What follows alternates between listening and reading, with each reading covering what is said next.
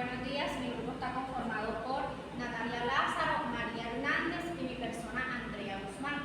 En la mañana de hoy vamos a hablar sobre el desheredamiento y la acción de reforma del testamento. Lo dejo con mi compañera Natalia.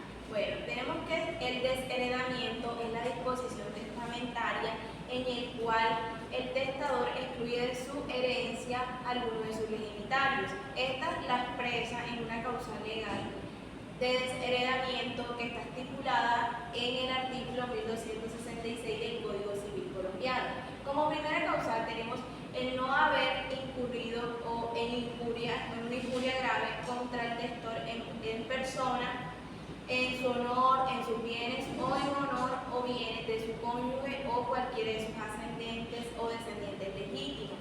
Como ejemplo de esto, pues tenemos cuando de pronto los hijos agreden físicamente o verbalmente a sus padres en público. Como segunda causal tenemos el no haber socorrido en caso de demencia o institución aún pudiendo. Un ejemplo de esto sería cuando se tiene conocimiento de que los padres están enfermos y no cuentan con los recursos necesarios y aún así pues ellos no los ayudan teniendo la posibilidad.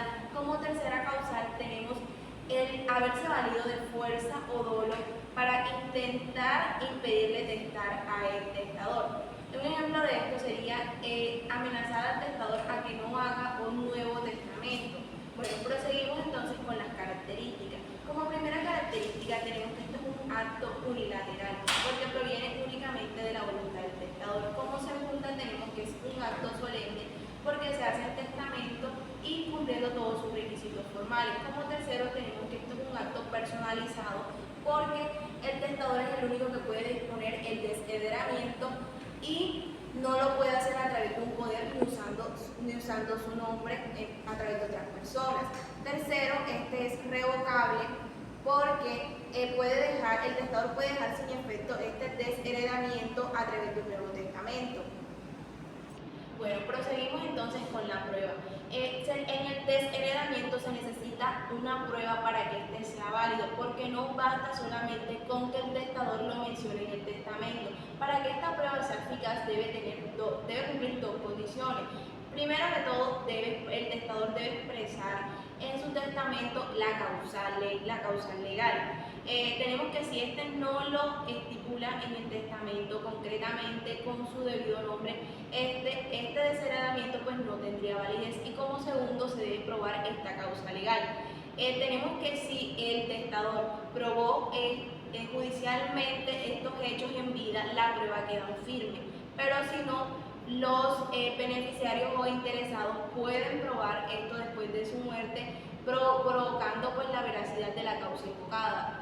Tenemos una excepción que se tiene para hacer el reclamo de esta, que son el heredero desheredado tiene un término de 4 años para reclamar su legítima. En caso tal sea un incapaz, este término se suspende hasta que cese la incapacidad. Un ejemplo de esto sería que sea menor de edad. Bueno, proseguimos entonces con la revocación del desheredamiento. Tenemos que el desheredamiento pues es como una disposición testamentaria, se puede hacer ya sea total o parcialmente a través de un acto expreso, escrito y que hay una revocación tácita por reconciliación. Tenemos que cuando se da esto, en caso de que el testor en vida se reconcilie o hable nuevamente con su heredero desheredado, lo que tiene que hacer es dejar sin efecto este desheredamiento a través de un nuevo testamento. Bueno, entonces ahora proseguimos con la ineficacia de este desheredamiento. ¿Cuándo se dice que son ineficaces? Cuando las causales que mencionan en el testamento no son ciertas o no se probaron judicialmente. Cuando las causales no son las que están estipuladas en el artículo 1266 del Código Civil colombiano, cuando no hubo una revocación posteriormente y bueno, proseguimos entonces ahora con la pretensión.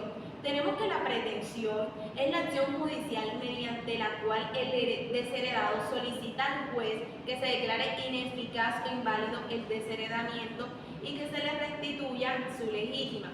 Los requisitos que él tiene para ejercer la pretensión es que el desheredado debe hacerlo en el término legal, que son 4 años, como lo mencioné anteriormente, contados desde la apertura de la sucesión o desde que cese su incapacidad. Tenemos que entonces, él tiene que demostrar, para hacer este procedimiento, él debería demostrar entonces que él fue su calidad de heredero forzoso, como segundo que fue desheredado en el testamento y que los hechos que están estipulados en el testamento no se probaron judicialmente o no son ciertos, y la competencia entonces a través de un juez de familia. Dándole continuidad para que entiendan un poco más este tema, les voy a dar un ejemplo práctico. Tenemos a la señora Ana Román, la cual tiene 3 hijos, Camila, Pedro y Andrea. Pedro ha sido violento con ella. Esta deja un testamento en el 2024 especificando de que sus únicos herederos van a ser sus 2 hijas. Y Pedro lo va a desheredar porque la maltrata, no tiene que ver con ella y ha abusado de ella varias veces. Entonces la señora en el 2025 fallece. Sus hijas, después del sepelio y eso, comienzan a hacer el proceso de sucesión, donde el notario lee el testamento y dice que ellas 2 son las únicas herederas. Su hijo Pedro, molesto, dice que va a colocar una demanda para la reforma del testamento, ya que él tiene derecho porque es su hijo. Esto hace todo el proceso y el juez valida y se da cuenta de que Pedro está desheredado por una causa legal, ya que este fue agresivo con su madre.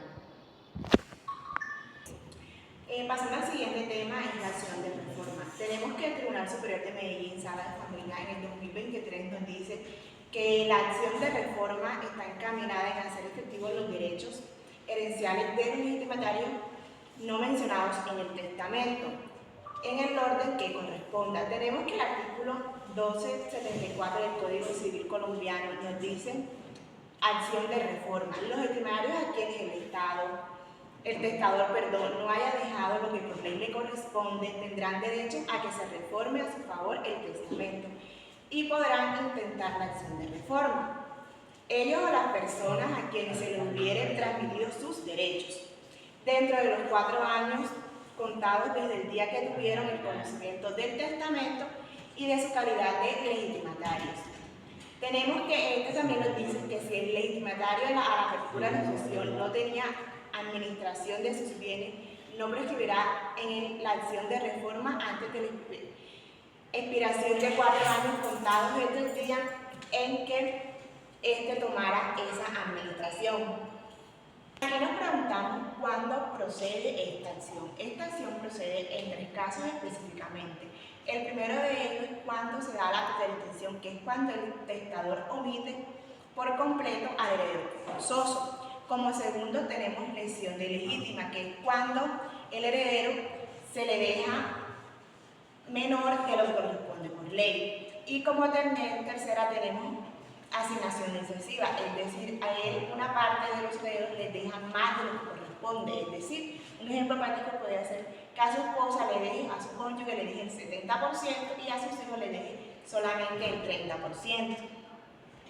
Los titulares de la acción de reforma, primeramente son los legitimatarios directamente afectados, y estos son los herederos forzosos, que son los hijos, sean legítimos, extramatrimoniales o los adoptivos. Tenemos los padres o ascendientes si no hay descendientes, y como tercero tenemos el cónyuge sobreviviente. Debemos aclarar que estos pueden ejercer la acción si fueron omitidos dentro del testamento, sin una causa legal o si se les asignó menos de lo que se les corresponde por ley. También tenemos que los causavientes o personas a quienes se les haya transmitido los derechos legitimatarios. Es prudente aclararles que estos tienen un plazo de 4 años para poder ejercer la acción de reforma. Ahora a continuación los dejo con mi compañera Andrea, que les va a explicar otros puntos. Dándole continuidad al tema de acción de reforma del testamento, debemos continuar con los efectos jurídicos que se dan con la reforma del testamento, los cuales son los siguientes. Primeramente, no se anula totalmente el testamento, al contrario, Al contrario, se modifica únicamente en la parte en que afecta a la legítima. Como segundo efecto, el legitimario recibe su porción legal restableciendo el equilibrio sucesoral. Tercero, el exceso dispuesto por el testador, es decir, la porción que excede su libertad de disposición, se reduce proporcionalmente entre los beneficiarios del testamento. Así lo podemos encontrar dispuesto en la sentencia del 3 de noviembre del 2009 de la Corte Suprema de Justicia de la Sala de Casación Civil. Bueno, esta sentencia nos dice pues que la acción de reforma tiene como finalidad preservar el orden público sucesoral, asegurando el respeto a las legítimas y a la porción conyugal, sin destruir la voluntad del testador, sino corrigiéndola en lo necesario para restablecer la equidad legal. Bueno, tenemos entonces el heredero preterido. El heredero preterido no es más que aquel heredero forzoso legitimario que ha sido omitido total o parcialmente del testamento, es decir, no lo mencionan ni se le asigna herencia alguna, pero tenemos la garantía pues que la ley lo protege. Podemos encontrarlo en el artículo 1266 del Código Civil, el cual establece que el legitimario preterido es omitido en el testamento. A pesar de esto, conserva su derecho a la legítima y puede pedir la reforma del testamento. Asimismo, podemos encontrar en la jurisprudencia, en la sentencia del 25 de febrero de 1999, donde nos dice que la preterición no extingue la calidad de heredero forzoso, solo genera la posibilidad de solicitar la reforma del testamento para reconocer la legítima sin que ello implique la nulidad total del testamento. 3. En otras palabras, entonces, podemos decir que la omisión no lo deshereda, al contrario, le permite ejercer la acción de reforma para que éste pueda obtener su porción legítima. Bueno, seguimos entonces con la acción de reforma frente al legitimario preterido. La acción específica que tiene el heredero omitido o preterido para reclamar judicialmente su legítima frente a los beneficiarios del testamento o incluso frente a terceros poseedores. En los artículos 1255, 1256 y 1266 del Código Civil encontramos que el testamento puede ser reformado judicialmente si se vulnera la legítima, y también solo si el legitimario o sus sucesores pueden ejercerla. La Corte Suprema de Justicia, Sala Civil, en la sentencia del 23 de septiembre del 2011 expone lo siguiente, que la acción de reforma procede en favor del legitimario preterido, no para invalidar el testamento, sino para ajustar su contenido en las limitaciones legales impuestas al testador en cuanto a la legítima. Para concluir con este tema, entonces vamos a poner un caso práctico para entenderlo más. Partiendo de esto, tenemos entonces que el señor Alfonso Mejía González, padre de 3 hijos, Carolina, Daniel y Juliana, otorgó testamento en el año 2023, dejando sus bienes únicamente a sus hijos Carolina y Daniel, omitiendo por completo a su hija Juliana sin expresar motivo alguno. Al fallecer el señor Alfonso a finales del año 2024, se inicia la sucesión y Juliana pues descubre que no fue mencionada en el testamento, a pesar de ser hija legítima reconocida.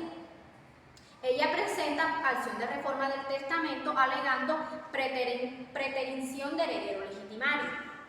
Durante el proceso de reforma del testamento, Juliana aporta el registro civil de nacimiento que demuestra su relación filial con su padre y como el señor Alfonso no manifestó motivo alguno, es decir, no hubo una causal de desheredamiento para excluir a Juliana, el juez lo que hace es durante el proceso decide reformar el testamento de la siguiente manera.